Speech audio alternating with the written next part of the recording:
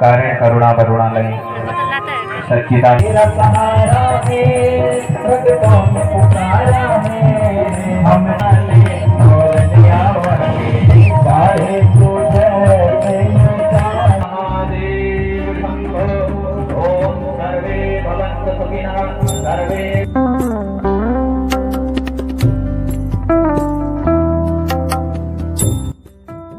Hello दोस्तों, कैसे हैं आप सब लोग? होप कि आप सब बढ़िया होंगे और मैं भी हूँ बढ़िया।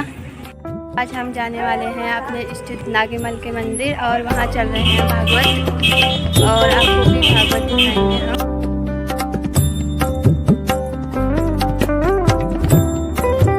भागवत का छठा दिन है और आपको भी भागवत के दर्शन कराएंगे। आप हमारे साथ वीडियो में बने रहेंगे।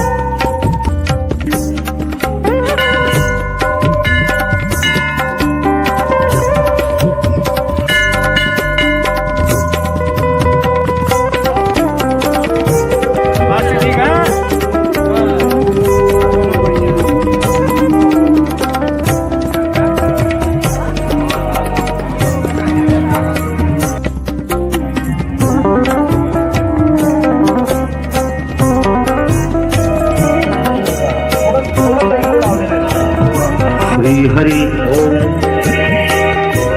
श्री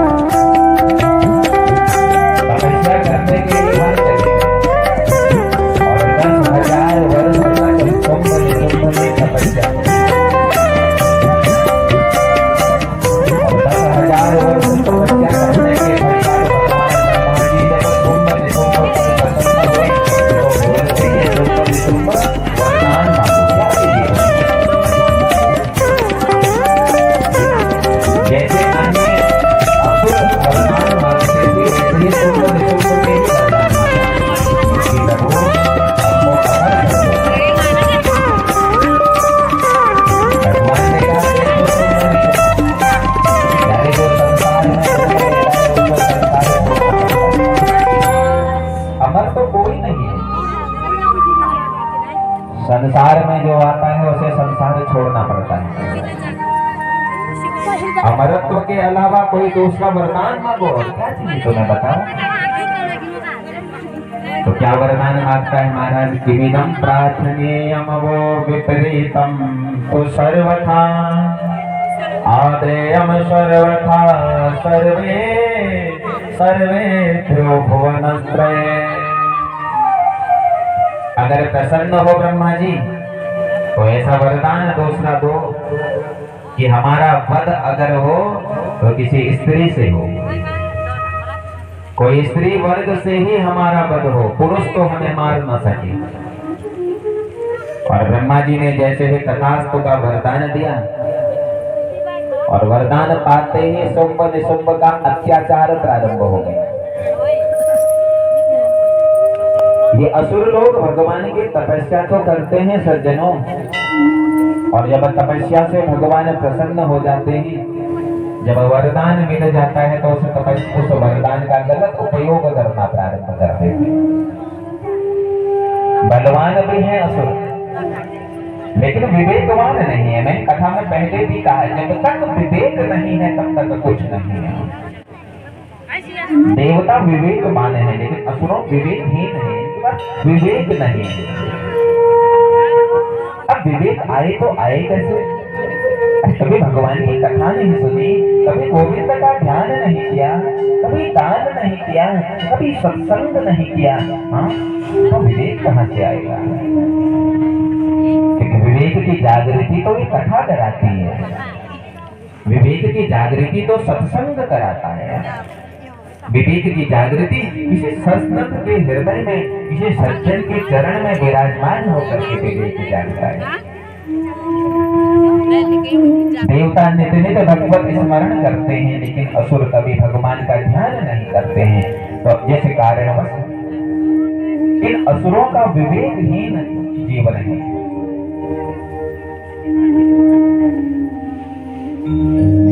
और जैसे ही ब्रह्मा जी ने वरदान दिया, वरदान का गलत उपयोग करने लगे। इंद्रासन पर गए हैं और इंद्र को कष्ट देने लगे, और स्वयं वो शुंभ निशुंभ ने इंद्र पद पर कब्जा कर लिया। सारे देवता स्वर्ग लोक से भगा दिए, ब्रह्मा जी को ब्रह्म पद से भगा दिया, इंद्र को इंद्रासन से भगा दिया, कुबेर को बंदी बना लिया, अग्नि को बंदी बना लिया, और स्वयं जो मृत्यु के दाता हैं यमराज महाराज, उस यमराज को भी बंदी बना लिया। सारे देवता बड़े दुखी हो गए। त्राहिमाम करते हुए देवता भगवान नारायण के शरण में गए हैं। नारायण कहते हैं, देखो देवताओं, अगर तुम्हारी कोई रक्षा कर सकती है तो केवल मां जगदम्बा कर सकती है,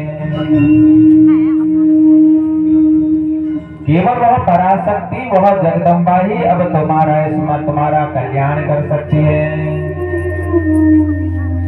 और देवता भाव से मां को पुकारने लगे, ओम विमात चली आओ। आइए हम सब पुकारते हैं। भक्तों ने पुकारा है, ओम विमात चली आओ। भक्तों ने पुकारा है, ओम विमात चली आओ। भक्तों ने पुकारा है, ओम विमात चली आओ। भक्तों ने तेरा सहारा है, ओम तेरा सहारा है। भक्तों ने पुकारा है, हम तेरा सहारा है। भक्तों ने पुकारा है, आजा आजा। नहीं रहता तो बल देने वाली भी मां जगदम्बा ही है। जब कोई मार्ग नहीं दिखाई देता तो मार्ग दिखाने वाली भी जगदम्बा ही है। जब कुछ समझ में नहीं आता प्यारे, हाँ, या देवी सर्वभूतेषु बुद्धि रूपेण संस्थिता, नमस्तस्यै नमस्तस्यै नमस्तस्यै नमो नमः। अरे वह बुद्धि देने वाली है, वह धन देने वाली है, वह आयु देने वाली है, सकल चराचर जगत को पालने वाली सिर्फ माँ तो है। माँ चाहती है तो हम बलवान होते हैं, करें माँ चाहती है हम आयुवान होते हैं, माँ चाहती है तो हम धनवान होते हैं। सारा संसार माँ में समाया है, सर्व जगत मई देवी, सर्व देवी मई जगत।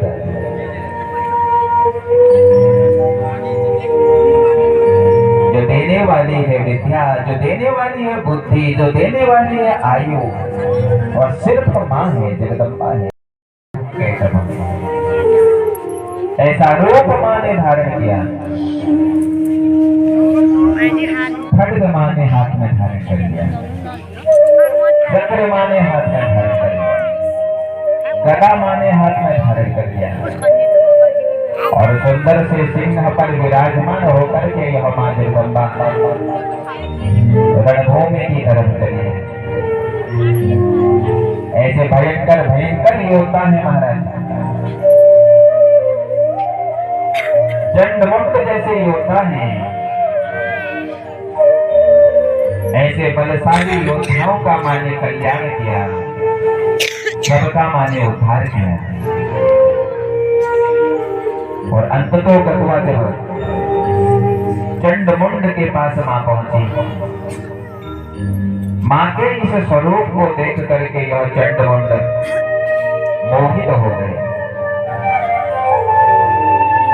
बलवत्तरं यथा तेजः बलादित्यस्य मर्यादां जलादित्य स्वभावानां विंध्यवासिनी। बोलो विंध्यवासिनी मैया की। नाम पड़ गया माँ का विंध्याचलवासिनी। जन्मेजय महाराज को कथा सुनाते हुए व्यास जी कहते हैं, जन्मेजय जो भी भक्त श्रद्धा के साथ इस कथा को श्रवण करता है, जो भी भक्त भाव के साथ इस विंध्यवासिनी माँ के दर्शन करता है, उसके पीड़ित ताप में दूर कर देती है। 3 प्रकार के ताप हैं, आदि दैविक, आदि भौतिक और आध्यात्मिक। 3 प्रकार के पाप हैं। सारी को देख करके स्वयं जगत गुरु शंकराचार्य जी माँ के श्री चरणों को नमन करने लगे। माँ ने अपना वरद हस्त शंकराचार्य के ऊपर रखा और शंकराचार्य जी के शरीर में विराजमान वह कुष्ठ रोग माँ ने दूर कर दिए। शंकराचार्य स्तुति करने लगे कि धन्य है माँ तेरा यह स्वरूप। अरे मैं तो अपने ज्ञान के अंधकार में तुझे भूल गया था, मैं भूल गया था कि ज्ञान से ज्यादा बड़ा समर्पण होता है। जब संसारी लोग मुझसे कहते थे शंकराचार्य तुम माँ के चरणों में समर्पित हो जा, भगवती के चरणों में समर्पित हो जा, लेकिन मेरे मन में कभी समर्पण का भाव ही नहीं आया माँ। आज मैं समझ गया माँ, ज्ञान भी तब श्रेष्ठ है जब ज्ञान के साथ समर्पण होता है। आज मैं समझ गया माँ, बल भी तब श्रेष्ठ होता है जब बल के साथ समर्पण हो। जब तक समर्पण नहीं है माँ, तब तक जीवन अधूरा है। जीवन में समर्पण का भाव जब आ जाता है, इसलिए तो हम हाथ खड़ा कर देते हैं। हाथ खड़ा क्यों किया जाता है भगवान के आगे? देखिए संसार एक प्रकार का समुद्र है, और जब हम हाथ उससे असुर का नाम है बीज।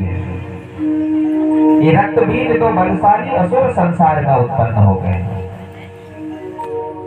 और दोनों ने ही ब्रह्मा जी की 60,000 वर्ष तक तपस्या करी। बिल्कुल एकांत में बैठ करके समर्पणता के साथ रक्त बीज ने 60,000 वर्ष भगवान ब्रह्मा जी की तपस्या करी। और जब 60,000 वर्ष तपस्या करने के बाद जब भगवान ब्रह्मा जी प्रसन्न हुए, ब्रह्मा जी कहते हैं रक्तबीज वरदान मांगो, क्या चाहिए तुमको? रक्तबीज ने भी वही मांगा जो और असुर मांगते थे। कहता मैया मुझे अमर कर दो प्रभु, मेरी कभी मृत्यु ही ना हो, हम अमर हो जाएं। ब्रह्मा जी कहते अमर होकर के क्या करोगे? हाँ, हमें पता है कि तुम असुर अमरत्व का वरदान मांगते हो, और अमरत्व का वरदान जब हम तुमको नहीं देते हैं, जो भी वरदान तुमको देते हो उस वरदान का तुम हमेशा गलत उपयोग करते हो। ये दोनों ही असुर कहने लगे प्रभु हमको अमर करो। भगवान समझाते हैं ब्रह्मा जी, और ब्रह्मा जी कहते हैं महिषासुर रक्तबीज देखो प्यारे, जो संसार में आता है उसे जाना होता है। जिस प्रकार से एक वस्त्र को बार बार पहन लेने से उस वस्त्र से मन भर जाता है, उसी प्रकार से शरीर में विराजमान यह जो आत्मा है, यह आत्मा भी शरीर छोड़ना चाहती है। महिषासुर रक्तबीज संसार में जो व्यक्ति आता है वो कुछ ना कुछ निमित्त लेकर के आता है। पूर्व जन्म के संस्कारों के कारणवश इस जन्म में हमें जीवन प्राप्त होता है। पूर्व जन्म में अगर भगवत भजन किया होगा तो इस जन्म में आकर के हमको श्रेष्ठ जीवन प्राप्त होगा। पूर्व जन्म में अगर हमने दान किया होगा तो इस जन्म में आकर के हमको अच्छा घर प्राप्त होगा। अब कई लोग कहते महाराज पूर्व जन्म किसने देखा है? हमको तो इसी जन्म के बारे में पता नहीं। अब पूर्व जन्म में आपने जो किया है आपको यहाँ आकर के वह प्राप्त होता है। अब देखो उदाहरण के लिए, एक ही दिन, एक ही समय, एक ही नक्षत्र में दो लोगों का जन्म होता है। एक बढ़िया सेठ के घर में जाकर के जन्म लेता है और एक निर्धन के घर जाकर के जन्म लेता है। अरे जब जन्म कुंडली में ग्रह एक जैसे, अब जब जन्म समय एक जैसा होगा, जन्म का समय एक होगा तो ग्रह भी एक जैसे होंगे दोनों के। लेकिन एक जन्म लेते ही सुखपूर्ण जीवन व्यतीत करता है और एक जन्म लेते ही दुखपूर्ण जीवन व्यतीत करता है। अब कारण क्या है हमारे? जिसके जीवन में सुख रहते हैं प्यारे, उसने पूर्व जन्म में खूब दान किया होता है, पूर्व जन्म में भगवान की कथा सुनी होती है, पूर्व जन्म में मनुष्य शरीर की महत्वता समझी होती है, तो इस जन्म में उसको अच्छा घर प्राप्त हुआ है। और एक ऐसा व्यक्ति जिसने पूर्व जन्म में न कभी दान किया, पूर्व जन्म में न कभी भगवान की कथा सुनी, तो इस जन्म में उसको निर्धन का घर प्राप्त हो जाता है। जो हम यहाँ करते हैं उसका निश्चित रूप से अगले जन्म में भाग्य के रूप में हमको प्राप्त होता है। भाग्य क्या है? पूर्व जन्म के किए हुए कर्म हमको इस जन्म में भाग्य के रूप में प्राप्त होता है। पूर्व जन्म में अगर अच्छा किया होगा तो इस जन्म में जरूर अच्छा चलेगा जीवन। पूर्व जन्म में अगर कभी किसी का भला नहीं किया होगा तो इस जन्म में स्वयं में वो कष्ट रूप में होगा। रक्तबीज इस संसार में जो जन्म लेता है उसे संसार छोड़ना होता है। अमरत्व के अलावा कोई दूसरा वरदान मांगो तो क्या मांगता है रक्तबीज? कहता अगर वरदान देना ही है तो ऐसा वरदान हमको दो ब्रह्मा जी कि किसी पुरुष वर्ग से हमारी मृत्यु ना हो,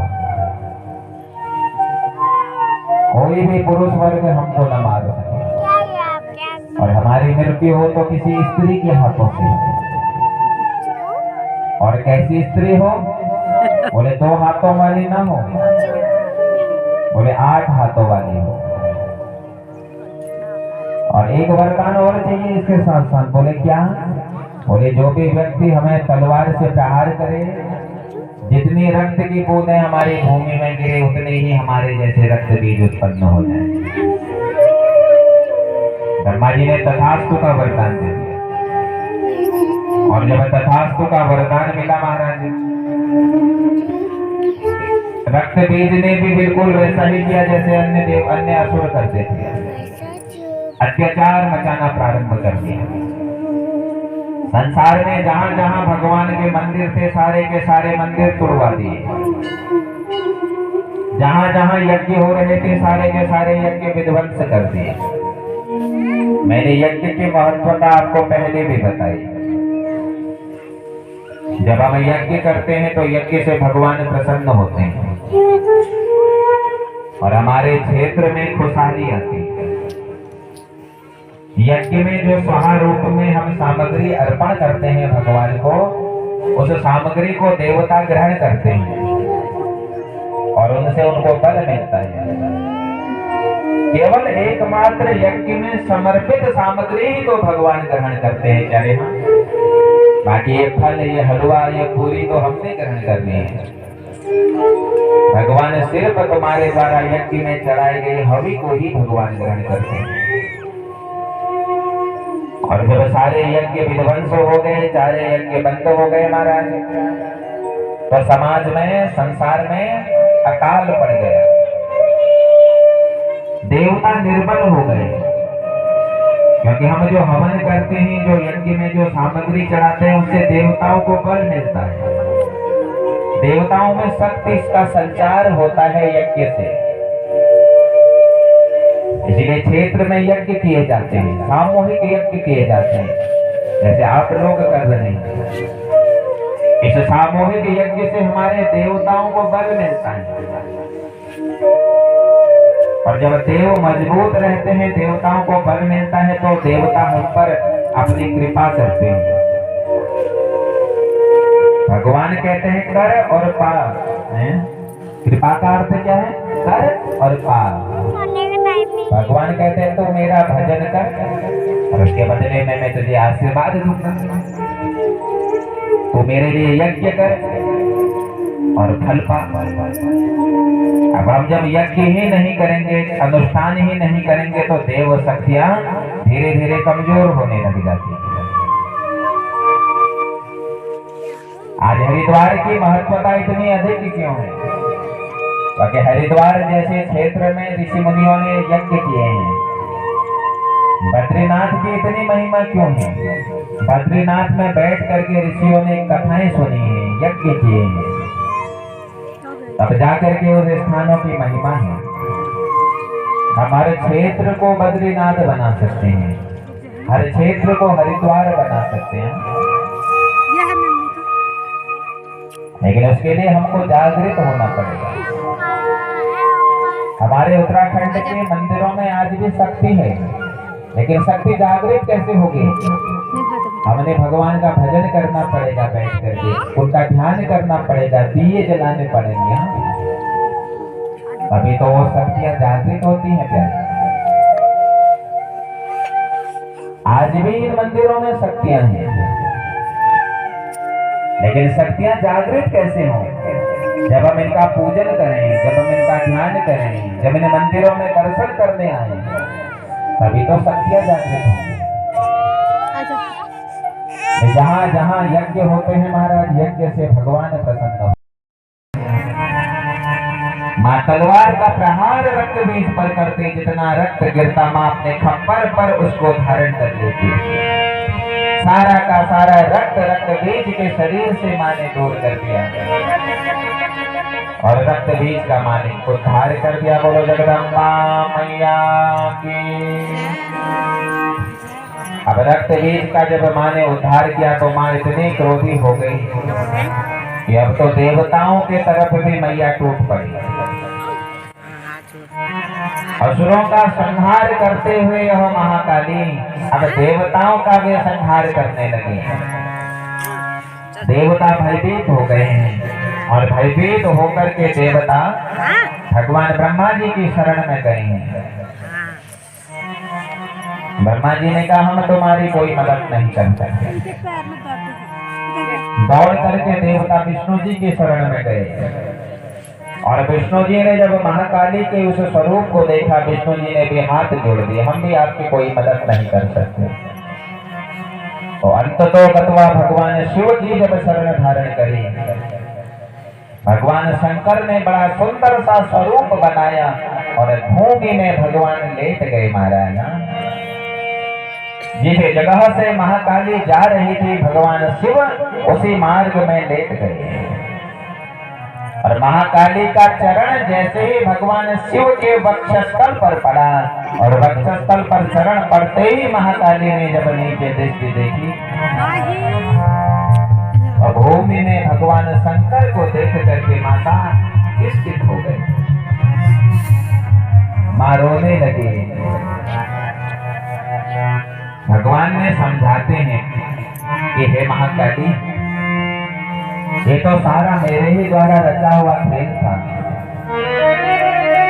लेकिन माँ कहती है मुझसे बहुत बड़ी भूल हो गई, बहुत बड़ा अपराध मुझसे हो गया। सकल संसार में माता भ्रमण करते रही, लेकिन माता को कहीं शांति नहीं मिली, कहीं सुख शांति माँ को नहीं मिली, माँ कहीं नहीं बैठी।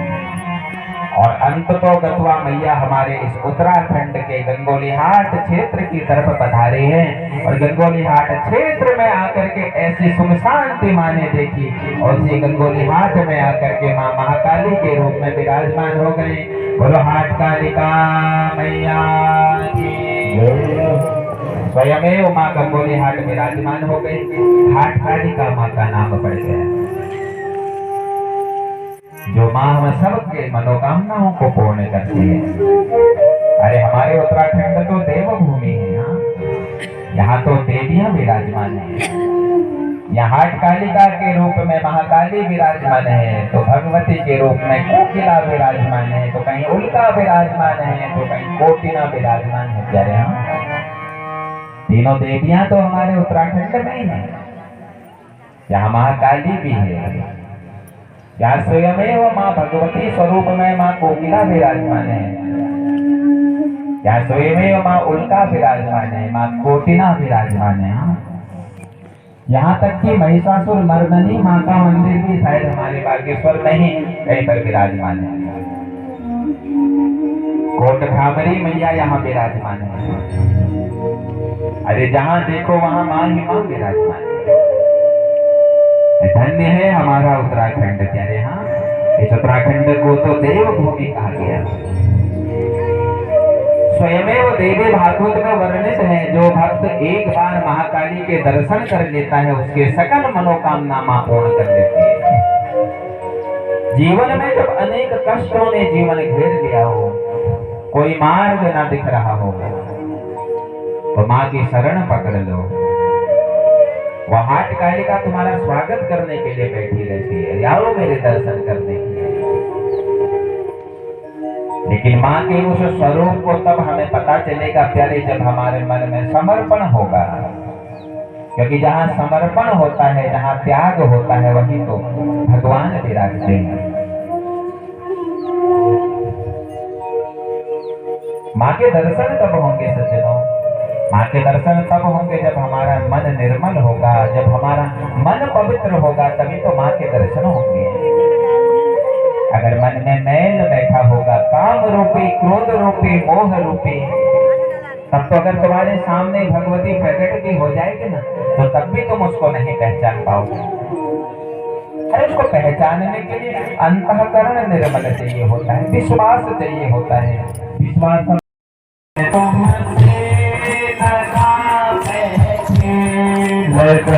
तुमसे लगा बैठे, जो होगा देखा जाएगा, जो होगा देखा जाएगा।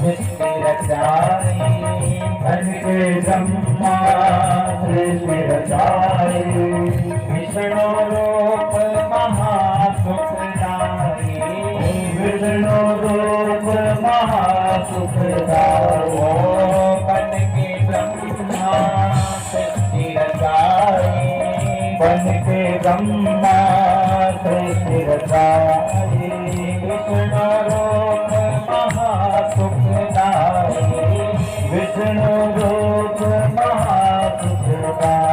ओ आप ही श्री राम हो भोले, आप ही श्री राम हो भोले, आप ही गिरधारी, जय हो जय हो जय हो भोले भंडारी, जय हो जय हो जय हो भोले भंडारी, जय हो जय हो जय हो भोले भंडारी।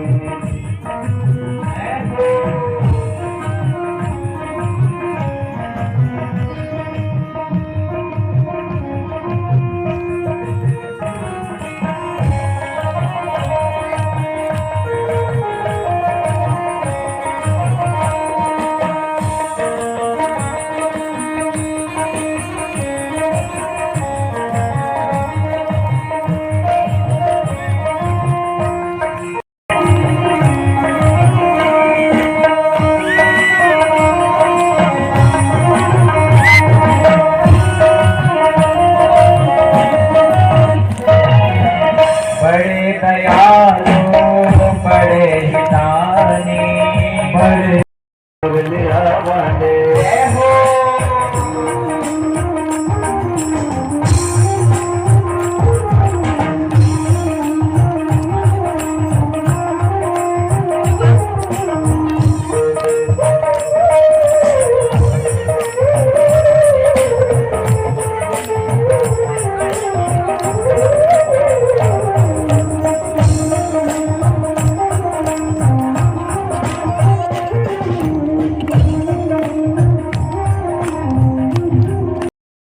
पोते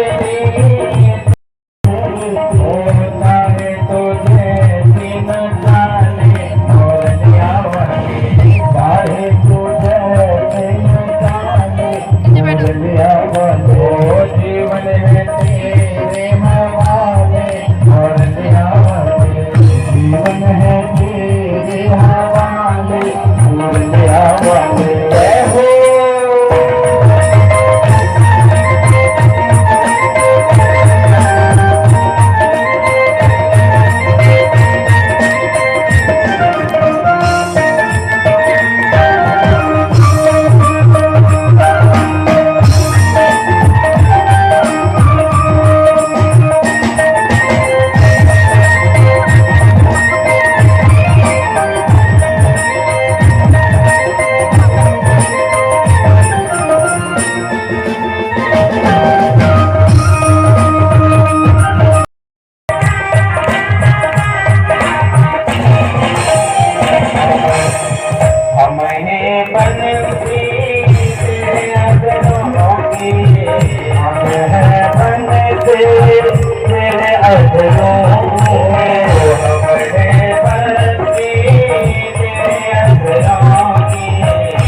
हमको मुरते तेरे अधरों के, चाहे तुझे से बजा ले और आवाज़, चाहे तुझे से बजा ले और आवाज़, चाहे तुझे से बजा ले और आवाज़, जीवन है तेरे हवाले और आवाज़, चाहे मोरिया वाले में हम लोग दीपदान करेंगे, तो उसमें भी आप सभी माताओं को उपस्थित होना है जो लोग आ सके हैं। तो 7 बजे से कल हम दीपदान करेंगे। मैंने बांध लिया, मैंने बांध लिया प्रेम वाला कंगना, मैया आओ आओ आओ मेरे अंगना, मैया आओ आओ आओ मेरे अंगना, मैंने बांध लिया बांध लिया, मैंने बांध लिया प्रेम वाला बंधना, मैंने बांध लिया प्रेम वाला बंधना। हरि आओ आओ आओ मेरे अंगना, हरि आओ आओ आओ मेरे अंगना, हरि आओ आओ आओ मेरे अंगना, ओ हरि आओ आओ आओ मेरे अंगना।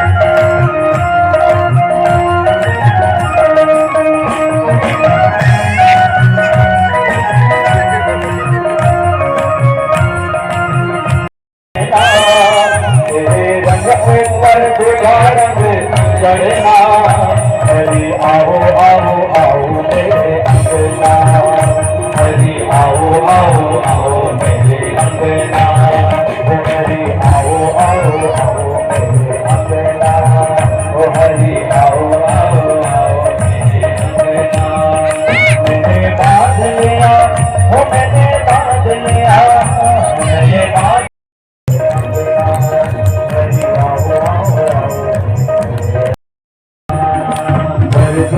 दवा तुम्हारे पास है, दर्द की दवा तुम्हारे पास है, दर्द के दवा तुम्हारे पास है, दर्द की दवा तुम्हारे पास है।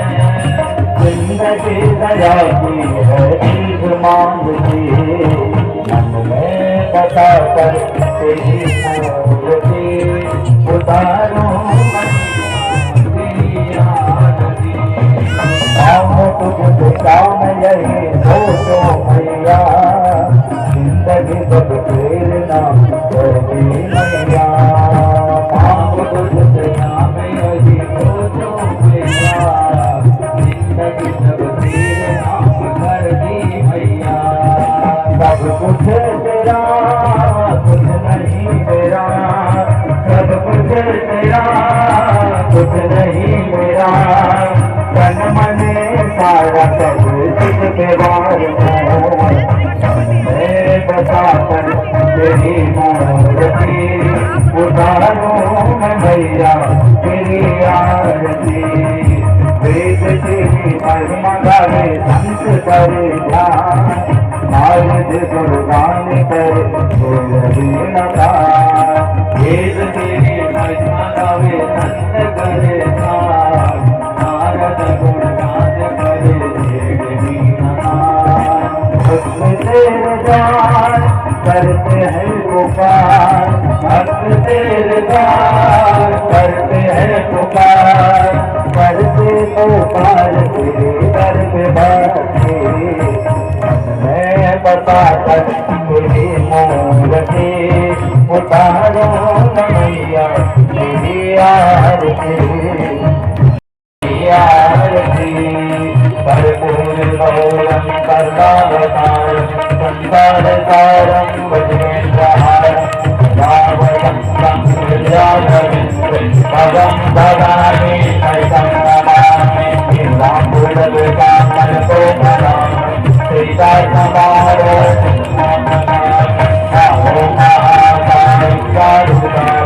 नमामि रामं भगवन्तनाथं तमोधरं मारुतुल्यवेगं जितेन्द्रियं बोधमतां वरेतं माताभजं ज्ञानवियोधनोतं श्रीरामदूतं शरणं सदाशिवं देवे प्रपन्नामि हरे प्रसीद प्रसीद मातर् जगतोऽधिराजं प्रसीद हरि तेरी प्रदान हरे राम राम राम राम हरे हरे कृष्णा कृष्णा कृष्णा हरे हरे राम राम राम हरे हरे कृष्णा कृष्णा कृष्णा हरे हरे कृष्णा कृष्णा कृष्णा हरे हरे कृष्णा कृष्णा कृष्णा हरे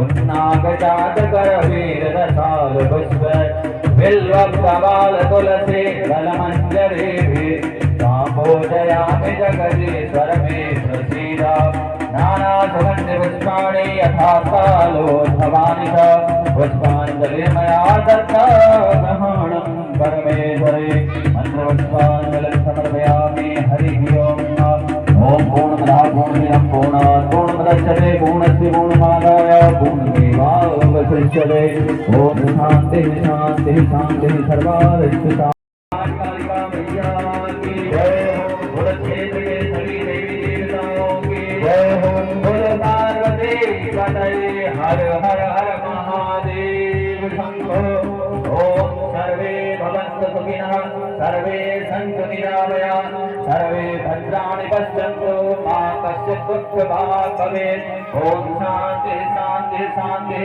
सर्वारिष्ट शांतिर्भवतु। सभी लोगों से निवेदन है, सभी लोग अपने स्थान पर बैठ रहेंगे, आपको आपके ही स्थान पर प्रसाद मिल जाएगा। तो आप सभी से निवेदन है व्यवस्था को सुचारू रूप से रखिए। तो आपसे निवेदन कि आप अपने स्थान पर ही बैठे रहेंगे, आपको आपके स्थान पर ही प्रसाद मिल जाएगा।